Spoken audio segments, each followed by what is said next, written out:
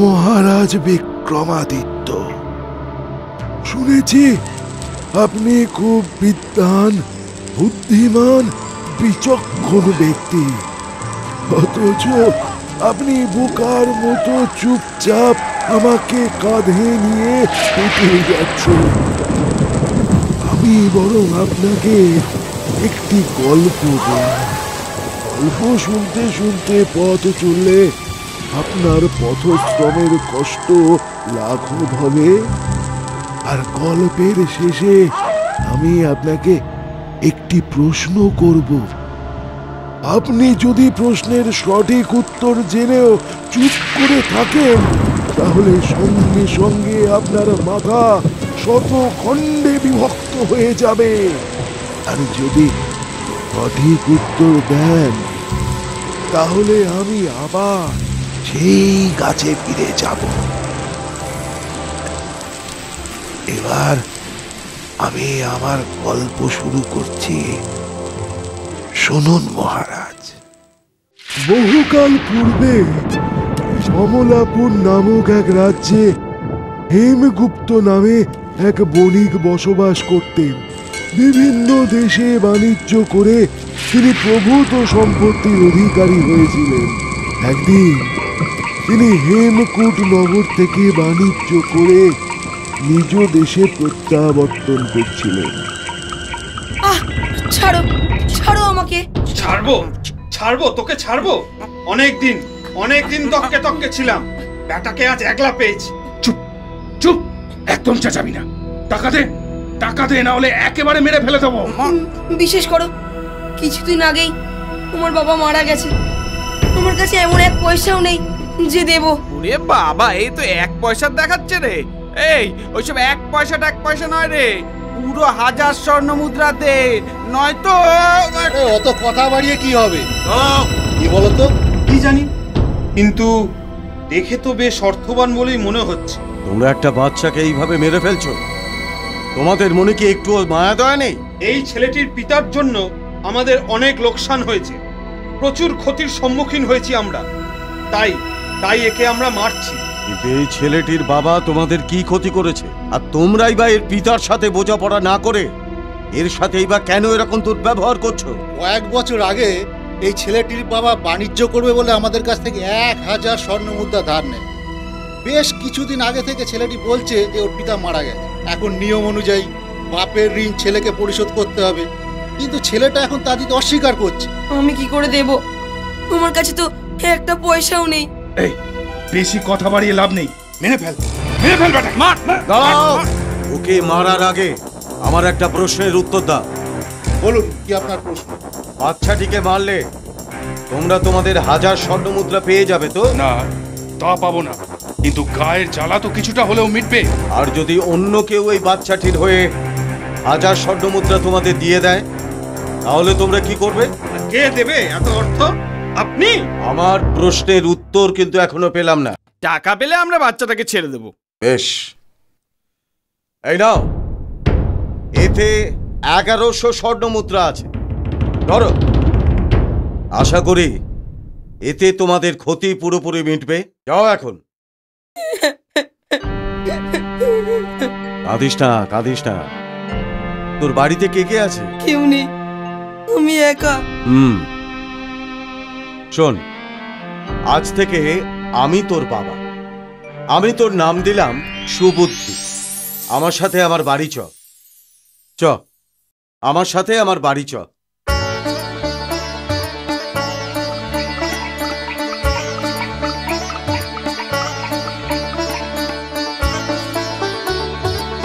এই, কে আছিস? মুটুলিগুলো ভেতরে নিয়ে আয়।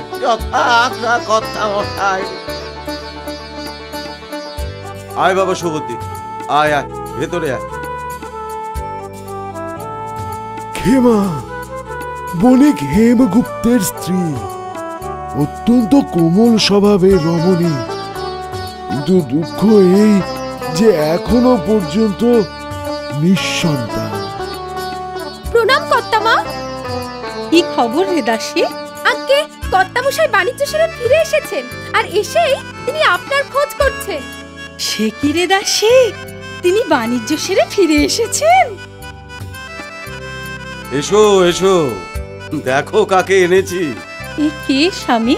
যার দস্যু একে হত্যা করতে যাচ্ছিল, আমি দেখতে পেয়ে ছাড়িয়ে এনেছি। কিন্তু কেন? বেশ কয়েক বছর আগে আমার বাবা ওদের কাছ থেকে 1000 স্বর্ণমুদ্রা ধার নেয়। বেশ কিছুদিন আগে আমার বাবা মারা যায়। এখন ওরা আমার কাছ থেকে সেই অর্থ চাইছে। কিন্তু পিতৃমাতৃহীন অনাথ এই ছেলেটি অত টাকা দিতে না পারায় ওই দস্যুগুলো ওকে হত্যা করতে যায়। আমি 1100 স্বর্ণমুদ্রা দিয়ে ওকে ছাড়িয়ে এনেছি। তাই এই কাজটা তুমি ভালোই করেছো। বিশ্বাস করুন মা ঠাকুরন, আমার কাছে একটা পয়সাও নেই। থাকলে আমি ঠিক পিতৃঋণ শোধ করে দিতাম, ঠিক দিতাম। আহা, কাঁদিস না কাঁদিস না, আজ থেকে আমি তোর মা আর উনি তোর বাবা। আচ্ছা, ওর কি নাম দেওয়া যায় বলো তো? আমি অনেক আগেই ওর নামকরণ করেছি, সুবুদ্ধি। সুবুদ্ধি? বাহ, খুব সুন্দর নাম। এই ঘটনার কিছুদিন পর হেমগুপ্ত ও খেমার এক পুত্র সন্তান জন্মগ্রহণ করে। হেমগুপ্ত তার এই দ্বিতীয় সন্তানের নাম দেয় সমবুদ্ধি। হেমগুপ্ত ও খেমা তাদের লালিত সন্তানকে নিজের সন্তানের সাথে সমান যত্নে লালন পালন করতে থাকে। ধীরে ধীরে সুবুদ্ধি আর সমবুদ্ধি বড় হয়ে উঠতে থাকে। তোদের সব পড়া হয়েছে? হ্যাঁ। সমুদ্রে ধাতুর বল করতি, করত, করন্তি, করন্তি। পড়া করে আসিস নি? উঠে আয়, এদিকে উঠে আয়। মারবেন না, মারবেন না পণ্ডিত মশাই, দাদাকে ছেড়ে দিন। মারবো না? ঠিক আছে, মারবো না। তা তুই যখন দাদার উপর দরদ, তখন তুই না হয় দাদার হয়ে শাস্তি ভোগ কর। যা যা যা, ওই রোদ্দুরে কান ধরে দাঁড়া। না না পণ্ডিত মশাই, আমি পড়া করে আসিনি, অন্যায় আমার। আপনি আমায় শাস্তি দিন, আমার ভাইকে দেবেন না পণ্ডিত মশাই, দয়া করুন। আমি পড়া না পারার জন্য আমি শাস্তি পেতাম, কিন্তু তুই এমন সব কথা বললি যার জন্য পণ্ডিত মশাই তোকেও কেমন মিশিমিশি শাস্তি দিল। দেখ দেখ দাদা, পাখির বাসা।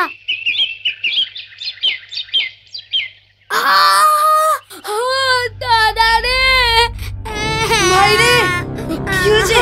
কি হয়েছিল ভাই? খুব কি জোর একটা পাথর এসে কপালে লাগলো রে। নিশ্চয়ই ছেলেগুলোর কাজ। এই সমবুদ্ধিকে ঢিল ছুঁড়ে মারলি কেন রে? আমরা কি ইচ্ছে করে মেরেছি নাকি? ঢিল মেরে আম পারছি, ছোঁড়ার সময় হয়তো একটা ঢিল ফসকে গিয়ে কপালে লেগেছে। অতই যদি ভাতৃপ্রীতি, তখন ভাইকে তো ঘরে আটকে রাখতে পারো, বাইরে বের করো কেন? তবে রে বেটা বদমাস। এই এই আমার মালিকান রে, হ্যাঁ?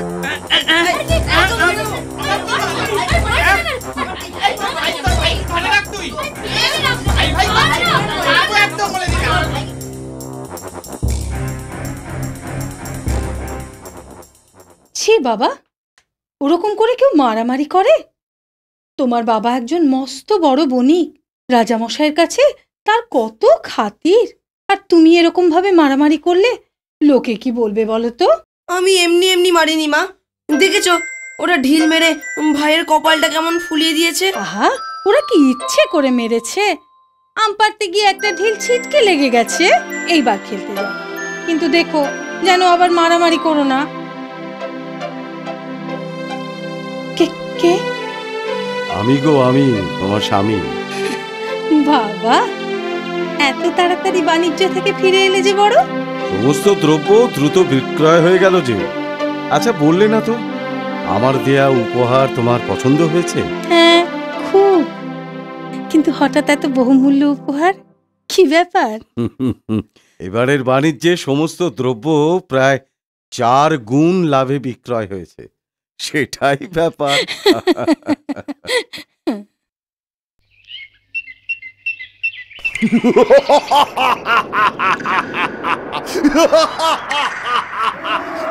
মানুষ, কত মানুষ! কতদিন পরে মানুষের সুস্বাদু মাংস আর গরম গরম রক্ত খাও।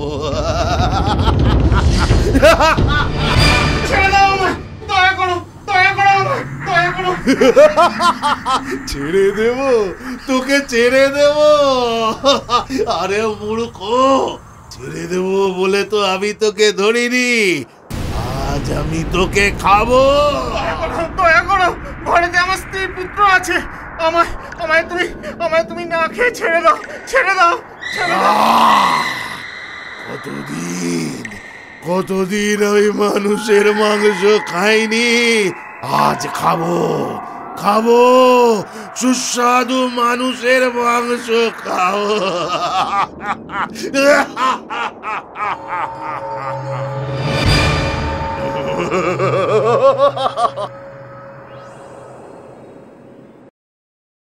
রক্ষা করুন শ্রেষ্ঠী মশাই, রক্ষা করুন। কি হয়েছে? কি এমন চিৎকার করছো কেন? সর্বনাশ হয়ে গেছে হুজুর, সর্বনাশ হয়ে গেছে।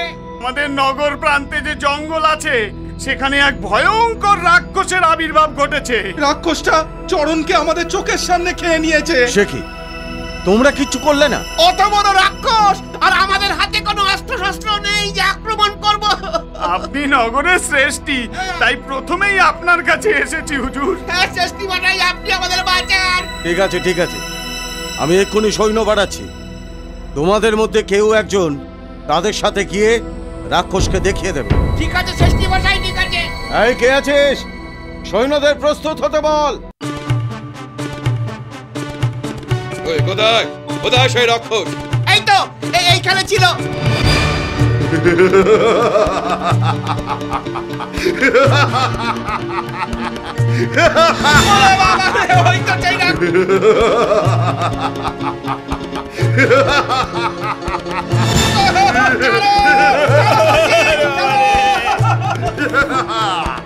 বেশ নাদোষ নদোষ চেহারা দেখতে, আজ খুব মজা করে খাবো, চিবিয়ে চিবিয়ে খাবো।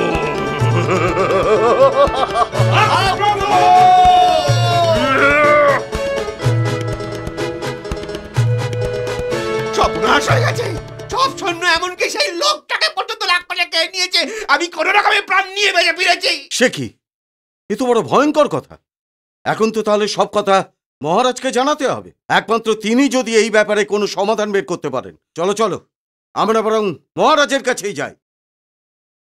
এ তো দেখছি খুবই বিপদ। মহারাজ, একমাত্র আপনি এই সমস্যা থেকে সকলকে মুক্তি দিতে পারেন।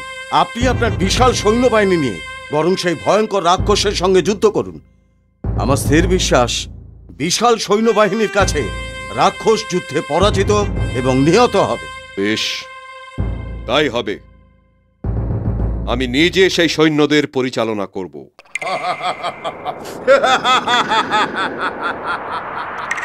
তীর নিক্ষেপ করো।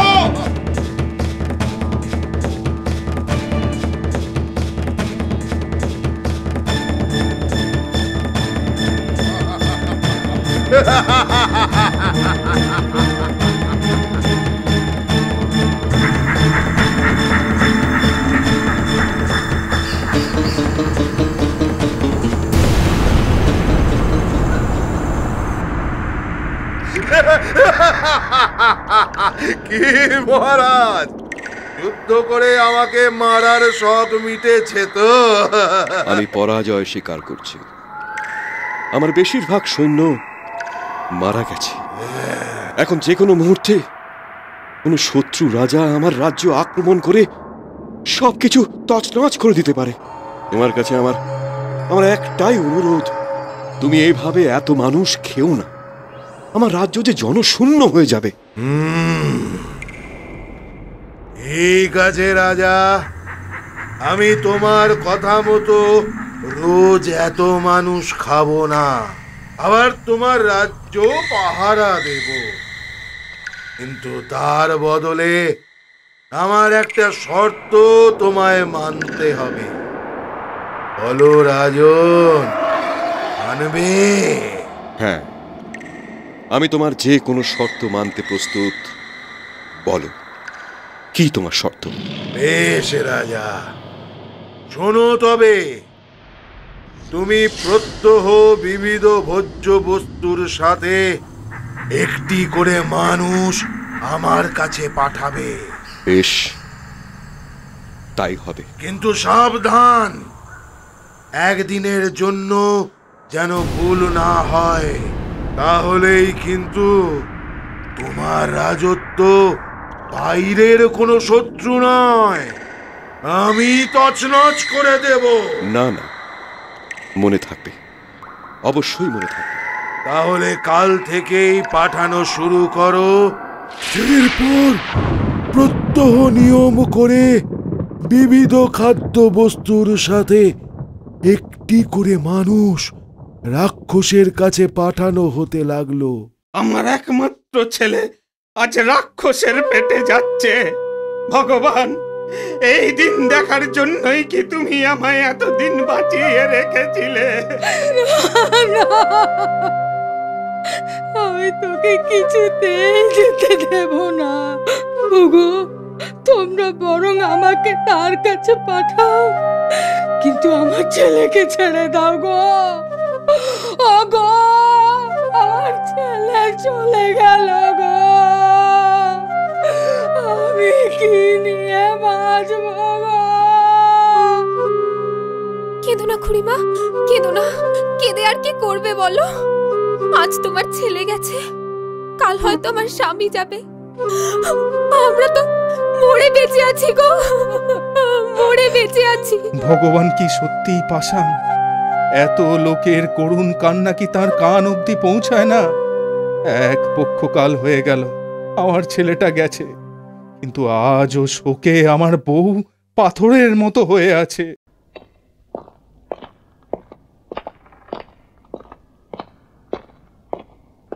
প্রণাম শ্রেষ্ঠী মশাই। কি খবর প্রহরী?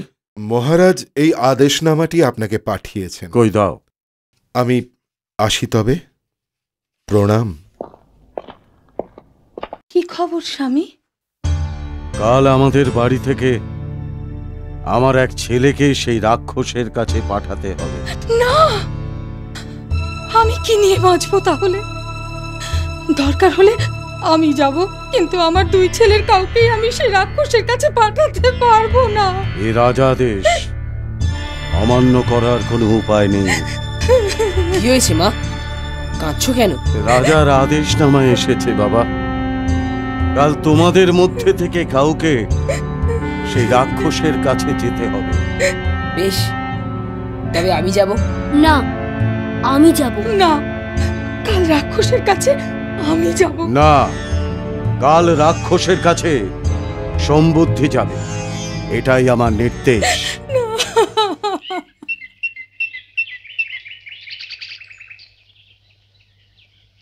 না, আজ আমার দুই ছেলের একটি চলে গেল, কাল আমার একটি যাবে। এইভাবে চোখের সামনে ছেলেদের মৃত্যু দেখাচ্ছে, নিজের মৃত্যু অনেক বেশি ভালো ছিল গো। কেঁদো না, কেঁদো না। যা ভবিতব্য তাকে তো মেনে নিতেই হবে।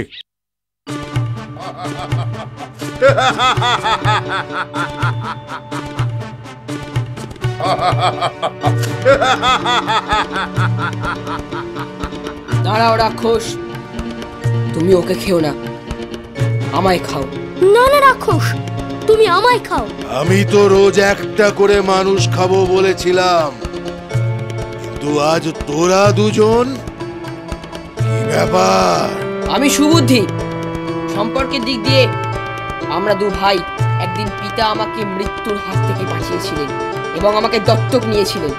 তাই হে রাক্ষস, তুমি ওকে নয়, আমাকে খাও। আমি সমবুদ্ধি, এ আমার দাদা সুবুদ্ধি। অত্যন্ত শুভ দিনে এ আমাদের বাড়িতে আসে এবং তারপর থেকে আমাদের পরিবারে অনেক উন্নতি হয়। তুমি যদি একে খেয়ে নাও তাহলে আমাদের পরিবারের উপর অভিশাপ নেমে আসবে। তাই হে রাক্ষস, তুমি আমায় খাও আর আমার দাদাকে ছেড়ে দাও। আমি তোমাদের ভ্রাতৃপ্রীতি দেখে অত্যন্ত সন্তুষ্ট হয়েছি। তাই আমি তোমাদের দুজনের কাউকেই খাবো না, না তোমাকে না তোমার দাদাকে। শুধু তাই নয়, আজ থেকে আমি নরমাংস ভক্ষণই ছেড়ে দিলাম। যাও, তোমরা নিশ্চিন্তে বাড়ি ফিরে যাও।